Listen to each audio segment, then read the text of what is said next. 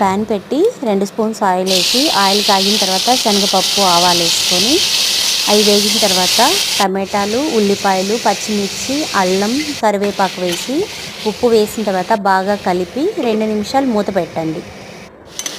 ఇలా మగ్గిన తర్వాత ఒకసారి కలిపి 2 గ్లాసులు వాటర్ పోసుకోండి. కలిపేసి మళ్ళీ మూత పెట్టండి. ఇసురు కాగిన తర్వాత 1 గ్లాస్ సేమియా వేసుకోండి.